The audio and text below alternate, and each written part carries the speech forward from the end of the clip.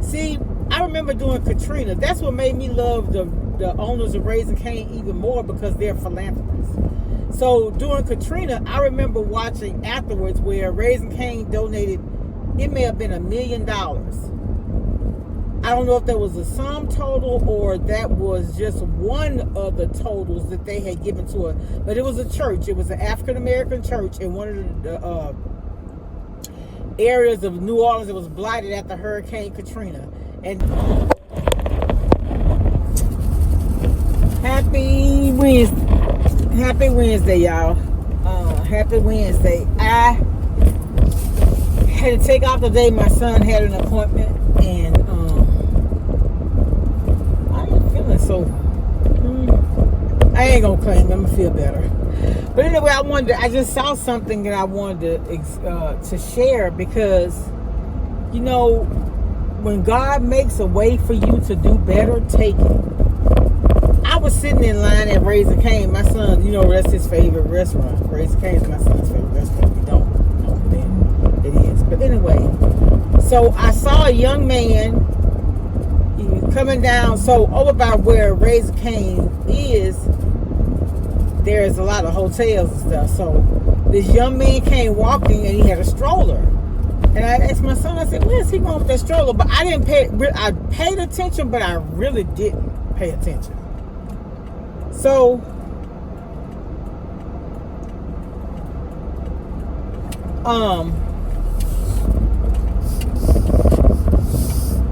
when we were in line, we were the second car in line. The guy came up with the baby, and he took the stroller, and he went in Raising Cane's with the baby. And so by the time the car in front of us had drove off and we were in line, a young lady came out with the stroller, and she taking the baby back toward the hotel or whatever.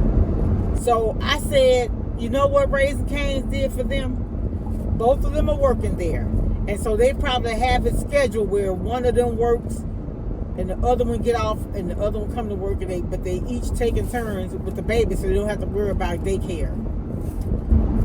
See, I remember doing Katrina. That's what made me love the owners of Raising Cane even more, because they're philanthropists. So during Katrina, I remember watching afterwards where Raising Cane donated, it may have been $1 million. I don't know if that was a sum total or that was just one of the totals that they had given to us. But it was a church. It was an African-American church in one of the areas of New Orleans that was blighted after Hurricane Katrina. And so Raising Cane's, I couldn't find it where they actually donated the money to a church, but I actually watched an episode where they did, but I think it may have been under the name of a corporation that they have and not the business itself. But it was an African-American pastor that they interviewed, and the guy talked to them. He and one of the Raising Cane's founders, and they did gift that church money. I can't find it though. So I think it's under the corporation name and not the actual business. They gave that money to, it was several different agencies, churches, or whatever they gave to. But I love servicing businesses like that give back, and, you know, that contribute to the community. And you know what a beautiful world this could be if we had other places like that would hire a couple and let one work opposite shift from the other, so that they could keep the baby. They wouldn't have to worry about child care to help them get on their feet. That's the type of stuff I like to see. I like to see companies giving their employees the opportunity to go back to school. And that's why I say I tell people this all the time. If you have the opportunity to hire someone that worked at Kmart for a substantial number of years, when I tell you you're going to have a good employee, because one thing Kmart did, they instilled in us discipline, hard work, teamwork, family. You know, like the culture was that of a family. So, like, even the people that I worked at Kmart. I started there in '88, and I just started as a cashier. And in 1 year, I moved up to a customer service supervisor. And then, but I started going back to school. And so once I got my associate degree, I moved into human resources. And that was in 95. And I've been in human resources ever since. But yeah, so what I'm saying is, though, when you help people like that, if businesses would help people like that, you know what that's going to do? That's going to help you. Because when people see you helping other people, they want to patronize you. Especially me. I love patronizing people that help others. Because I'm telling you, we're not in this world to just help ourselves. I've been watching a lot of Pastor Tony Evans sermons. Some are the ones that have been put placed in the archives and some are new. He is a profound pastor. I know something happened where he confessed some kind of sin or whatever, and I think it may have been for a year where they stripped him of his pastoral duties, and now he was just back reinstated, but they say he won't be a leader anymore. Baby, I don't care what he did. That was between him and God. I have gotten so much wisdom, so much knowledge, so much understanding from listening to his sermons. And I'm telling you, he has one talking about the sin of elitism. He was talking about some guy in the community who was well off, wanted to come into the church, and he wanted to get a big position. And like he said, a PhD and a PhD and a GED is the same in the eyes of God. Oh, that sermon was so good. Ooh. But yeah, to see those two young people working like that together, raising that baby, and I don't know, it may be brother and sister. I don't know, because I know I'm a single woman, and my brother helped me a lot. The one I take to the store, if I had a situation where I couldn't get my kids to and fro, he would do it. My nephew that passed last year in January, he would do it. So I had a village. I had people to help me. And I'm forever grateful. And because somebody helped me, I'll help somebody else. And that's why I tell y'all, because God loves me, I love y'all. I do. And sometimes people do things you don't like or whatever. And I know people, I don't like her because she this, that, and the third. Guess what? You ain't got to like them, but you got to love them. It ain't because you like it. It ain't because you want to. It's because you're commanded to. Yeah. But anyway, y'all, I just wanted to share that story with y'all. I said, what? And I didn't think about it till after the fact. Hey, he had on a Raising Cane uniform too. So it was 11 o'clock, so I guess they switch over. I guess she must have come in. I don't know what time they open. I don't know, but I like that. I like the fact that, maybe they don't have a vehicle, but they can walk to work. You know what I'm saying? Because he came up walking and she left walking, so I figure they don't have a vehicle.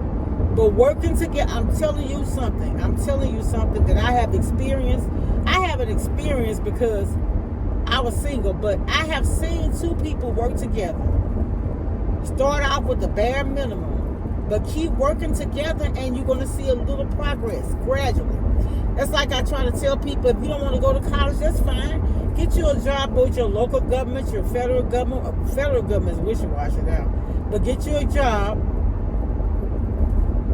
Look like this Family Dollar closed again. Look at them. No, they're open. But get you a job where, there's an opportunity to move up and you got some type of retirement.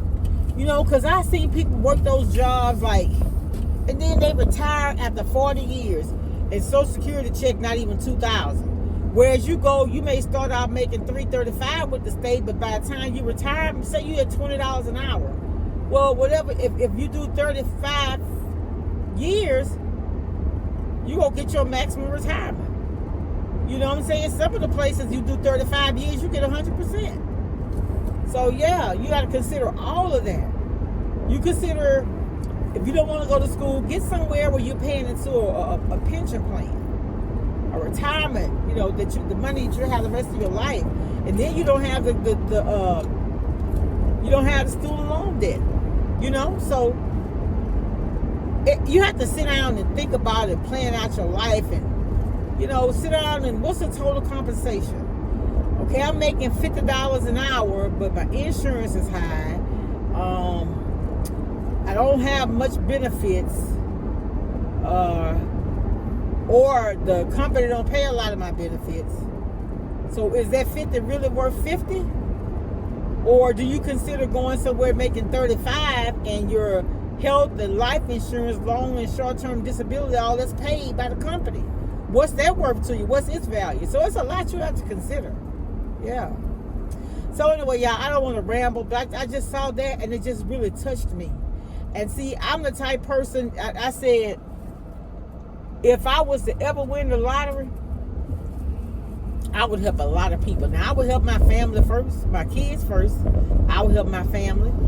And then I would start, like the college I went to, I would start a scholarship for single mothers. Well, I graduated from LSU. I do LSU and I would do Grambling because I started at Grambling. I would do both of those schools. It gets rough. It gets hard. It's hard going to school, working, raising kids, and putting them in extracurricular activities and paying for it. You understand what I'm saying? You know, you can't be at two places at one time. If you have kids, you're going to have a village. Or you're going to have, like me, I was so blessed, y'all. Kmart was so good to me that every time my semesters changed, you know what they would do? I could take my lunch and go to class. I had a class at a bank. I was able to take my lunch and go to that class. And the class was an hour. Well, the class an hour and 20 minutes, y'all. You know those twos and thirds of classes. But they let me do that. I just made up my time. And for those years when I was doing all that, y'all, I couldn't even go to church. But my kids were participating because my sister and the lady that was over the youth, they would come and get my kids and take them. Both of them gone now, but I've had a village. I didn't do it by myself, but God's grace and the village He gave me, those people would